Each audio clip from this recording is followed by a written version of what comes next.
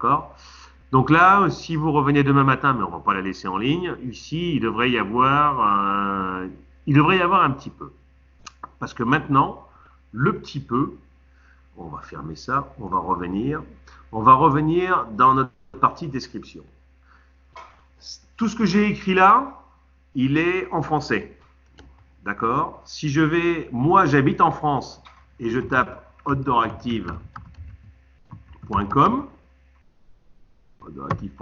par défaut, je fais une détection de l'IP et j'arrive sur une page française.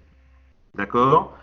Ou sur laquelle devraient apparaître les derniers itinéraires au top. Si je laisse ce qu'on vient de créer, je le laisse publier, dans les 3 heures, elle apparaîtra ici puisque c'est une suite logique. Donc vous pouvez vous balader. Ça, c'est les derniers itinéraires qui ont été postés et qui ont au-delà de 65 de notre Outdoor Active. Le problème, c'est que les Allemands, si je fais ça, je vais vous montrer, l'allemand, déjà, pour trouver votre contenu, ça va être chaud. Et si l'allemand, il voit ça, je vais changer le FR par DE là-haut, l'allemand, il va voir ça. Une randonnée en Snook accessible à tous, traduire en allemand. Et tous les textes que vous avez, ils auront un bouton. Donc, comme vous êtes peut-être anglophone ou germanophone, pareil pour l'anglais. Si je change ici, je mets EN à la place de DE, l'anglais, voilà ce qu'il va voir. Ok, translate to English, translate to English. Donc tout ce que vous avez marqué à droite, à gauche, getting there, forcément il y aura un, et ainsi de suite. Donc comment gérer les traductions? Et ça va être la beauté du truc. On a vu que certains contenus, il y en a certains d'entre vous qui écrivaient en français, en anglais, allemand dans le corps du texte. Ici, on n'écrit qu'en français, parce que Cyril, sa langue par défaut, c'est le français. En cliquant sur le petit icône qui se trouve à droite, alors vous avez vu aussi que vous pouvez faire des Snook, j'ai oublié de vous montrer, mais je pense que vous connaissez. Ici, c'est pour mettre en gras. Si vous voulez faire des puces, c'est ici, 1, 2, 3, ça c'est pour les liens. Et pour traduire un texte, je clique ici, traduire attribut. À gauche, j'ai mon texte, que je viens, forcément, il faut que je sauvegarde avant. Et ici, vous choisissez la langue. OK? Alors là, third effort, blablabla, third effort, nanana. OK? Donc là, vous traduisez votre texte, vous sauvegardez. Et donc maintenant, si je retourne dans statut, là où on publie, il va vous dire, la langue par défaut, c'est le français. Les traductions en anglais, le carré est rouge, t'as pas fini le boulot. Tant que le carré n'est pas vert, ça veut dire qu'il y a quelque chose à traduire partout. Donc là, il va falloir se traduire Snook Test. Bon, on va garder le même titre. Hop, on va faire Snook Test. On va le mettre en anglais. Voilà. Ça, on va faire pareil. En anglais, on va mettre... ça, c'est fait. On l'a fait. Je suis bourricot. Qu'est-ce qu'on n'a pas fait? C'est ça qu'on n'a pas fait. OK. Translation. Translation. OK. Qu'est-ce qu'il y a d'autre? Ici, pareil. Donc, c'est conseil de l'auteur. Conseil de l'auteur. EN. Et donc, et ainsi de suite. Donc, partout où vous avez écrit, il va falloir traduire.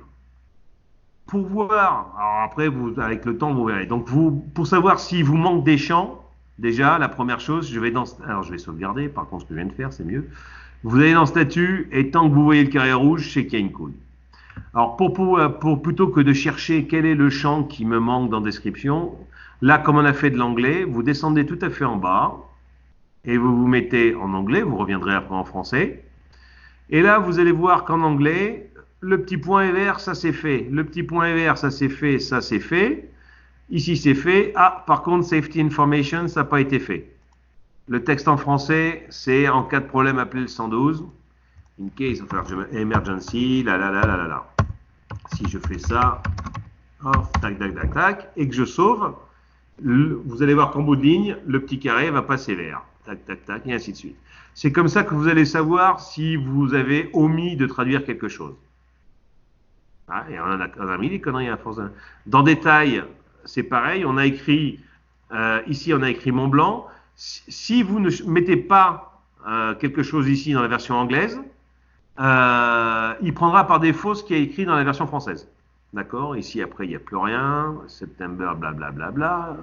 Getting there, oui, là, il y a des choses. On a le public transportation, pareil, on a 3.1, et ainsi de suite. Si je reviens en français, vous descendez tout à fait en bas, c'est comme Google. Hein, je reviens dans ma version française, je retrouve mon contenu, et donc mon statut, il est toujours English, et ainsi de suite. Donc, si je traduis tout ce que tous les textes qu'on a intégrés là, je devrais passer au vert et donc sauvegarder.